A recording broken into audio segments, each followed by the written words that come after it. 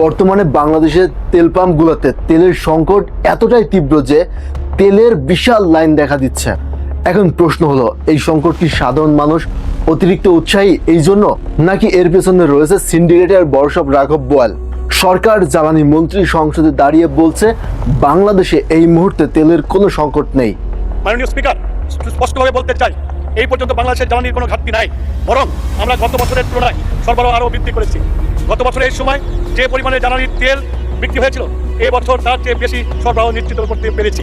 আমরা বিভিন্ন নিউজের বরাত দিয়ে দেখতে পারছি যে হরমুজ প্রণালী বাংলাদেশের জন্য ওপেন।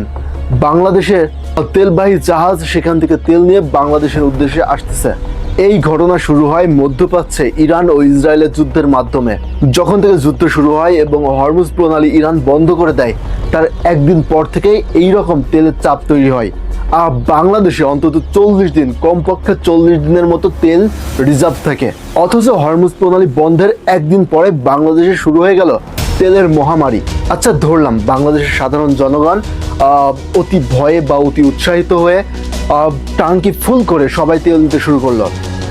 আচ্ছা, একদিনের মাথায় তেল শর্টেজ হয়ে গেল, তারপরে তো আবার স্বাভাবিক, যার টাঙ্কি ফুল আছে, যার বাইকের টাঙ্কি ফুল, সে তো আর তার পরের দিন তেল নিবে না। এক সপ্তাহ এমন চলার পরে তেলের এই পরিস্থিতি স্বাভাবিক হয়ে যাওয়া উচিত ছিল। এরপর বিভিন্ন অসাধু ব্যবসায়ী তেল মজুত করা শুরু করলো। সরকার অনেককে ধরলো, কিন্তু এর পরিমাণ তো খুবই সীমিত, খুবই নগণ্য।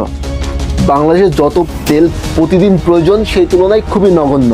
আচ্ছা, এরপরেও সরকার, পুলিশ প্রশাসন, এমনকি সেনাবাহিনীর মাধ্যমে বিভিন্ন অয়েল স্টেশনগুলো পাহারার ব্যবস্থা করলো। পুলিশি পাহারায় তেল দিতে থাকলো। এরপর বিভিন্ন ফুয়েল কার্ডের কথাও আমরা শুনলাম। এরপর যাদের ড্রাইভিং লাইসেন্স আছে, গাড়ির রেজিস্ট্রেশন আছে, তাদের তেল দেওয়া শুরু করলো। এরপরেও আমরা দেখতে পাচ্ছি দেশে তেলের এই হাহাকার যেন থামছেই না। একদিকে সরকার বলছে দেশে যথেষ্ট পরিমাণ তেলের মজুদ রয়েছে, অপরদিকে তেল পাম্পগুলোতে তেলের হাহাকার। এই ঘটনা কিসের ইঙ্গিত দেয় জানেন? যে দেশে তেলের দাম বৃদ্ধি করতে হবে। দেশের তেলের দাম বৃদ্ধি করার জন্য সিন্ডিকেট করে এই রকম পরিস্থিতি বিরাজমান রয়েছে। কোনো একটা মহল চাই দেশের তেলের দাম বৃদ্ধি পাক, এতে করে কতিপয় কিছু ব্যক্তি লাভ হবে আর ভুক্তভোগী হবে দেশের সাধারণ জনগণ। এর পেছনে কি সরকারের হাত রয়েছে? মধ্যপ্রাচ্যে চলমান যুদ্ধের মাঝেও বাংলাদেশে তেল আসছে। ইরান বাংলাদেশে সেই সুবিধা দিয়ে রেখেছে। পুলিশ প্রশাসনের মাধ্যমে সেই তেল বন্টনও হচ্ছে। জ্বালানি মন্ত্রণালয় বলছেও যে দেশে পর্যাপ্ত তেলের মজুদ রয়েছে। এরপরেও তেল পাম্পগুলোতে কেন জ্বালানির সংকট রয়েছে? এখন পর্যন্ত কেন কিলোমিটারের পর কিলোমিটার দেশের জ্বালানি তেলের জন্য সাধারণ মানুষকে দীর্ঘ লাইন দিতে হচ্ছে?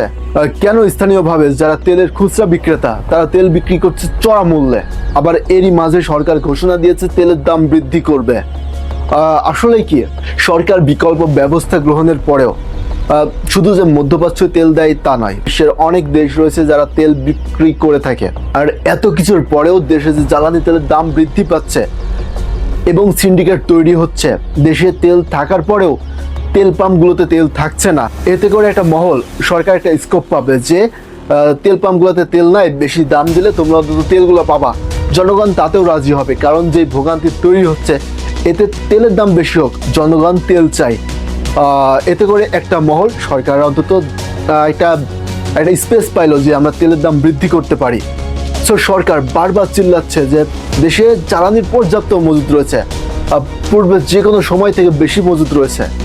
আর হাস্যকর, এই কথা বলার পরেও দেশের পাম্পগুলোতে আমরা সাধারণ জনগণ তেল পাচ্ছি না। এই ভোগান্তির পিছনে দায়ী কে? সরকার কি এই দায় এড়াতে পারে?